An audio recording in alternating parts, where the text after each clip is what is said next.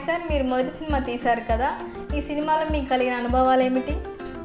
ఇండస్ట్రీని ఏమో వేలేద్దాము అనే ఉద్దేశం వచ్చారు. యాక్చువల్గా చెప్పాలంటే మధ్యలో కొంత డ్రాప్ అయినాను.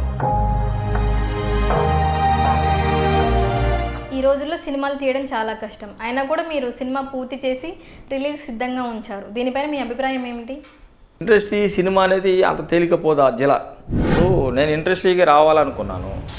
మన దగ్గర కొన్ని కథలు ఉంటాయి, ఆ కథలు తీయాలనేది వేరే వాళ్ళు చెప్తే నీ బ్యాక్గ్రౌండ్ ఏంటి, నీ ప్రొఫైల్ ఏంటి అని అడుగుతున్నారు.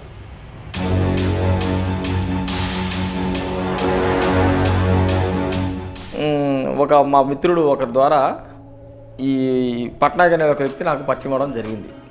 సంక్రాంతి అల్లుళ్ళు సరదాల మామ అనే టైటిల్ చాలా బాగుంది సార్.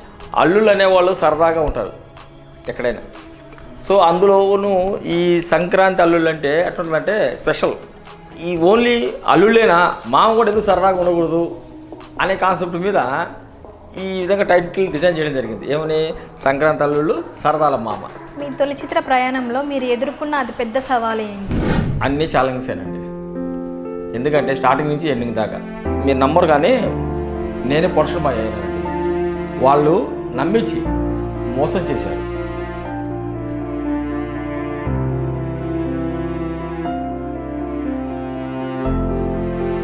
మీరు నమ్ముతారో నమ్మరు, బాధాకర విషయం ఏంటి తెలుసా, సినిమా పూర్తయిపోయింది, తిరిగి వస్తారు అంటే టాకీ పార్ట్ పూర్తి చేశారు. తిరిగి వస్తుంటే నేను 4 కార్లు పెట్టాను, వాళ్ళకందరూ ఫుడ్ అరేంజ్మెంట్ చేశాను, కానీ నేను కూర్చోడానికి ప్లేస్ లేదండి. చివరికి నా బైక్లో నేను గజ్వేల్ నుంచి హైదరాబాద్కి వచ్చాను. ఒక ప్రొడ్యూసర్కి ఇంతకంటే నీచమైన బాధాకరమైన ఉంటుందా? కాబట్టి నేను కళామతల్ని నమ్ముకున్నాను. మీరు కూడా నమ్ముకుంటే రాండి, అమ్ముకునే వాళ్ళైతే రాబాకండి. నూతన సంవత్సర శుభాకాంక్షలతో పాటు సంక్రాంతి శుభాకాంక్షలు తెలుపుతూ మీ సంక్రాంతి అల్లుళ్ళు సరదాల మామ.